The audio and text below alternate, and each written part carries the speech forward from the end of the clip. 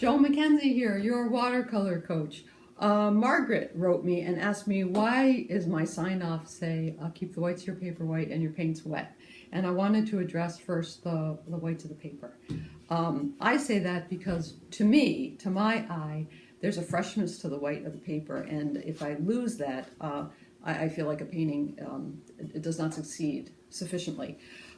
Here's an example of one where there is no white left.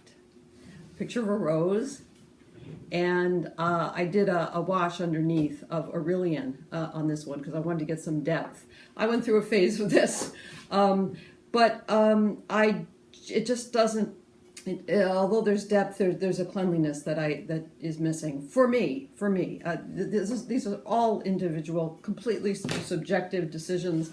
You know, if you like vanilla, you like vanilla. If you like chocolate, you like chocolate. It means nothing but my own personal opinion. So now let's look at one where whites were preserved and carefully preserved. And you see the delicacy on the petal here. I could certainly go back in and make the value range here better, but I think there's a freshness to this where the white is preserved and maybe a delicacy there that does not exist in this one. And now here's another one where the white is preserved, maybe even too much, but it's a good example of preserving white. And so keep the whites of your paper white is what I mean here. Use white as one of your values.